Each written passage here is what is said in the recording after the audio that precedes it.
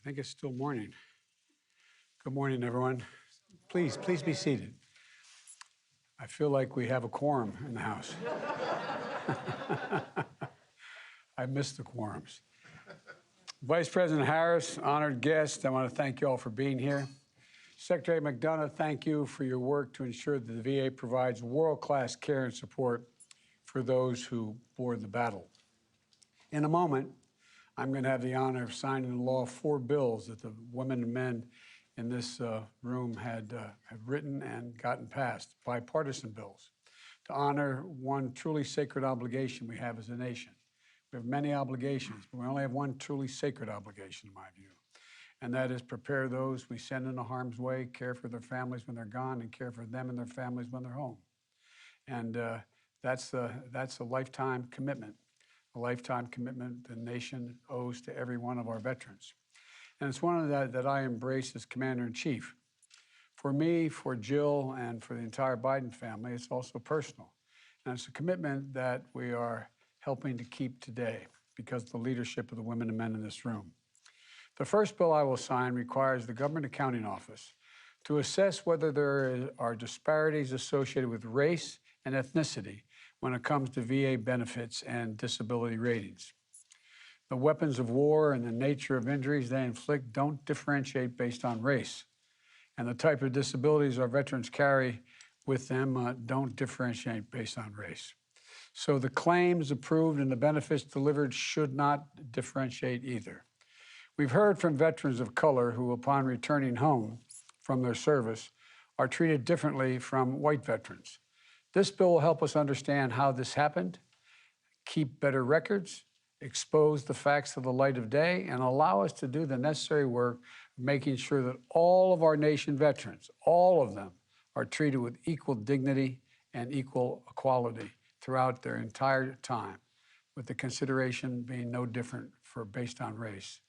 And I want to thank and congratulate Senator Warnock, who's here in the room, who has been a moral leader in the U.S. Senate since he got here, and leading on this issue, as well as Representative Takano, who has done a yeoman's work in the House. The second bill I'll sign is the Higher Veterans Health Heroes Act. I want to thank Senator Hassan and Senator Braun and Representatives Rice and Latta for their work to help veterans find a way to continue to serve their country. In 2019, the Inspector General of the VA reported that staff shortages are one of the causes of the many problems we face in veterans care. And at the same time, with our military, there are nearly 200,000 dedicated, well-trained workers in nearly every area of healthcare: doctors, nurses, pharmacists, technicians, and physical therapists. They understand the health challenges our women and men in uniform face. 1,000, or actually 13,000 of them, are separated from active duty every single year. And we can do more by helping the separated service members with backgrounds in healthcare continue their work in healthcare in the federal government at places like the VA. This bill directs the Department of Veterans Affairs to create a program to recruit military medical personnel who have less than a year left in their service to work in federal healthcare occupations. This new program will build upon existing efforts to create a pipeline for former military health professionals. For both our veterans and our military medical personnel, service isn't just what they do, it's who they are. This bill is going to allow those professionals to continue their service to each other and our nation. And the third bill I will sign is the Colonel John M. McHugh Tuition Fairness and Survivors Act. For so many of our service members, their service to us is also about building a better life for themselves and for their families. And part of keeping our commitment to them means helping survivors get the education they need and to fulfill their dreams. This law ensures that surviving spouses and children of veterans who access the Survivors and Dependents Education Assistance Program are eligible for in-state tuition wherever they choose to go to school, whether they live in that state or not. I want to recognize Senator Tester and Moran, Representatives Trone and Moore, for their work they've done on this bill. I also want to recognize the very special guest, Kelly McHugh Stewart. Kelly, where are you? Kelly, thank you for being here. Thank you for being here. And she is the daughter of Colonel John M. McHugh for being here today. I want to thank her. Kelly, your dad was an American hero, but he wasn't the only one in the family as a hero. Your work to share your story, to advocate for other surviving families, and to turn loss into progress and understanding is heroic as well. So we thank you for it. Really, thank you personally. The final bill I'll sign today is the Protecting Moms Who Served Act. The Senate was it was championed by Tammy Duckworth, a mom, a veteran, a senator, and Senator Susan Collins. It also was one of the pet projects that the vice president had when she was a United States senator, and sticks with her. I don't know how many times I've heard about what we have to do, and she's right. In the House, it was championed by a former nurse, Representative Lauren Underwood, and Representative Bill Bilirakis. And our country continues to have the highest maternal mortality rates in the developed world, which is hard. It's just, especially among Black and Native American women. For many years, Vice President Harris has led the fight to address this tragedy of maternal mortality in our nation. Her efforts in the Senate are reflected in our Build Back Better framework and our investments in maternal health. We're going to help expand and diversify the maternal health workforce, improve maternal mental health, and bolster community-based programs, train providers, enhance research, and ensure maternal care is coordinated. As we continue that work, we recognize that women veterans, and there are more than 500,000 women veterans in this country, under the age of 40, they face additional maternal health challenges. They frequently have other health risks that can complicate pregnancy. For example, expecting moms with physical disabilities or with mental illness are much more likely to experience pregnancy-related complications and have their children prematurely. This bill will commission a comprehensive study of maternal health challenges facing veterans and will invest in maternal care coordination programs at the VA. It's an important step in making sure we meet the needs of American mothers who have served. Early this month, I commemorated Veterans Day at Arlington National Cemetery. On that solemn day, we lay a wreath and renew our oath. But keeping faith with American veterans required much more than laying wreaths or making more oaths. It requires acts. That's what you've done today, all of you, acts. That's why I'm so proud to sign these bills. May God bless you and may God protect our troops and their families. And now I'd like to invite the folks to the stage as I sign the first bill. Thank you very much.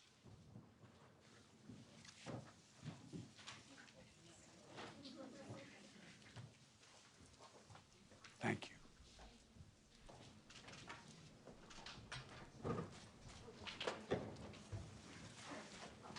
What are you doing, man? Good to see you. Okay, I don't want to tell you all, I only have one pen. So you're all going to get a pen, but I only got one with me today. I couldn't figure out how to pick 50 of them up here, but thank you. All right.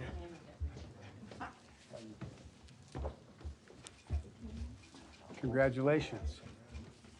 All right.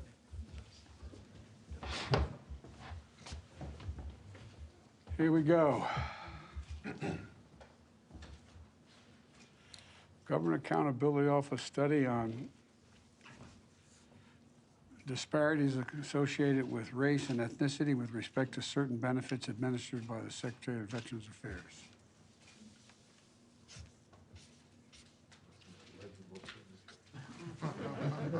Well, sort of.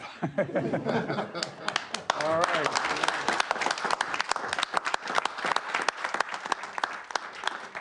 Okay. Thank you, everybody.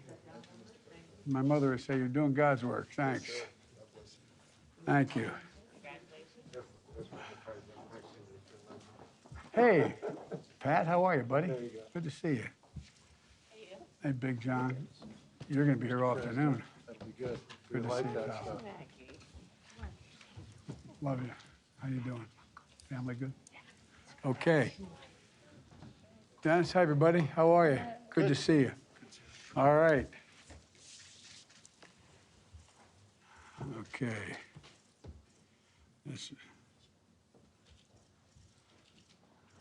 Okay, here we go. You ready?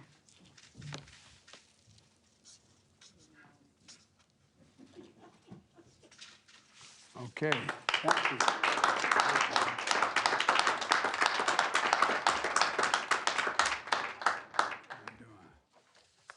All right. Thank you, thank you, thank you.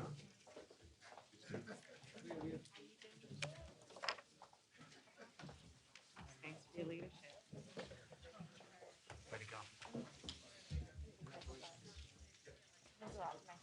Well, it means a lot to everybody that you did what you did. Seriously. You should be very proud. You got some great allies with you. When you got Big John Tester behind you, anything can happen. All right. Here we go. Men title, well, I'm not going to read it all. We'll just sign it.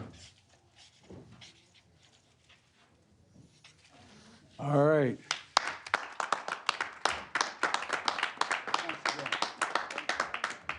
Thank you. Thank you, thank you, thank you. Thank you. Keep the faith. All right.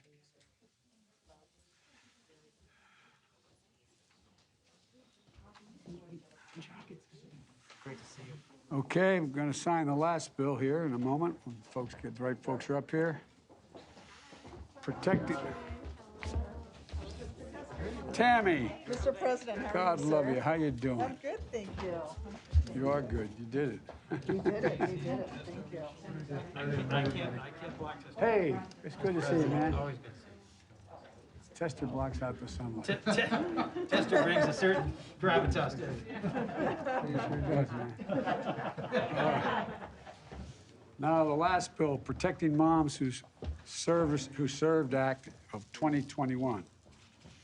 All right, here we go.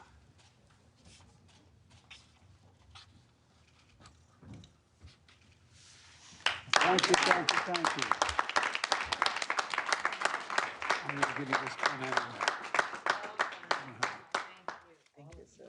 You said you were going to do this, I remember? told you. You Yes, did. sir, I did, I did. Wave to Lieutenant Colonel Tanya Robinson, they're in uniform, with inspired. Colonel, how are you? Well, I tell you what, whatever she tells me she's going to do, I just say yes. We served together when we were lieutenants. Oh, great.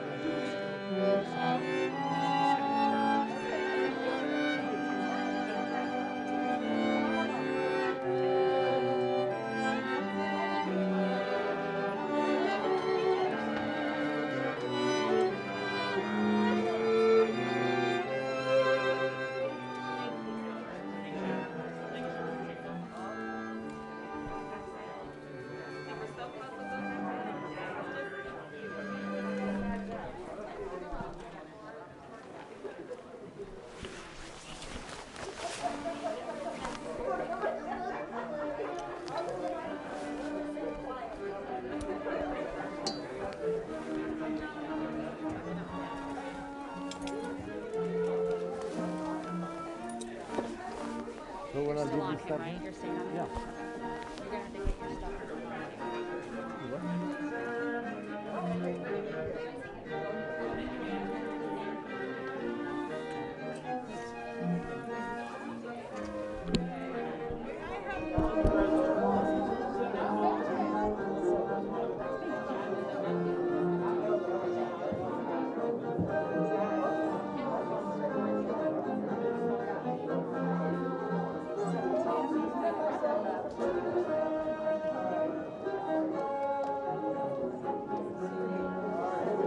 Thank you so much.